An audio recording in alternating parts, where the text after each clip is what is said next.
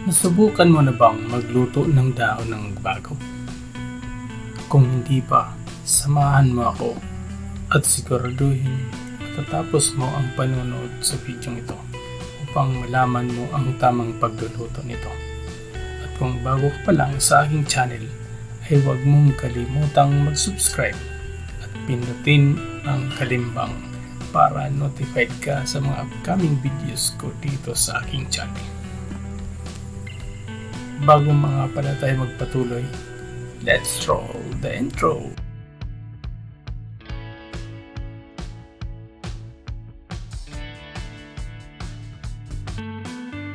Today's video, mga katuklas lasa, ipapakita ko sa inyo ang step by step na pagluluto ng bago lips.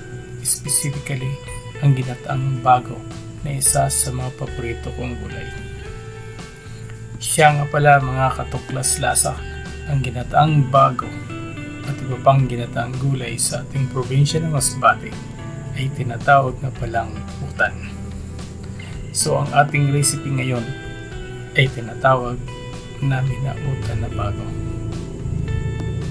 Hindi utang na bago, sa halip utan na bago. Ang ibig sabihin ng utan na gulay ay ginataan o niluto sa gata. Okay?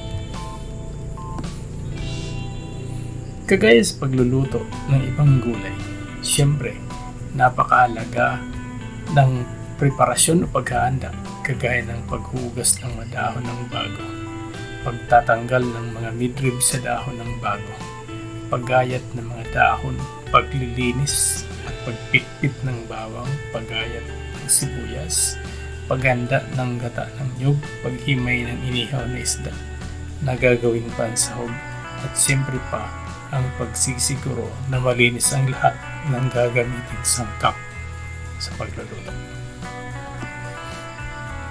Kailangan malambot ang dahon ng bago na ating gagamitin sa pagluluto nito para hindi matigas at maiwasan ang indigestion. Madaling makilala ang mura at malambot na dahon dahil ganito ang kulay ng kanyang mga dahon. Madalas ang mga bagong usbong dahon ang kinukuha ng mga nag-harvest ng mga dahon ng bago, dahil pag dark green na ang dahon ng bago, ito ay hindi na pwede dahil matigas na ang mga ito. Ang dahon ng bago na ating iluluto ay hinugasan ko muna ng maayos at pinaturo upang ma-drain ang tubig. Pagkatapos ay tinanggal ang dahon sa tangkay at tinanggal na rin ang midrib o ang bahagi ng kung saan nakakabit ang dahon. Pagkatapos nito, ang mga dahon ay hinihiwa upang maging mas maliit or maliliit ito. Sunod ay ginagayat ko ang mga sibuyas, pinipitpit ang bawang at hinihiwa ang siling haba, at siyempre hinihimay ko na rin ang mainihaw na pritong isda o inihaw na isda na isasahog sa utan na bago. Bago umpisa ng pagluluto, siguraduhin nakahanda na ang mga gata ng niyog. Siya nga pala, mga katuklas lasa, madalas pag ako ay nagluluto ng utan, naghahanda ako ng 2 set ng gata. Ang isang set ay ang kakang gata o purong gata, at ang pangalawa ay malabnaw.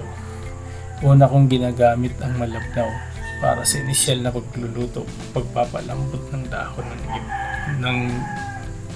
dahon o iba ang gulay.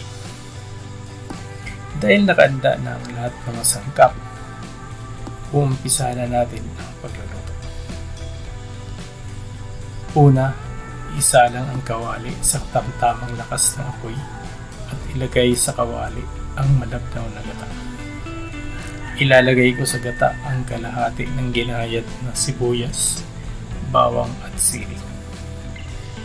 Hahalo-haluin ang gata habang umiinit para hindi mamuo. Ilagay ang mga dahon ng bago. Haluin Magdagdag ng tamang dami ng asin at bitsin. Haluin at hayaang lumambot ang mga dahon.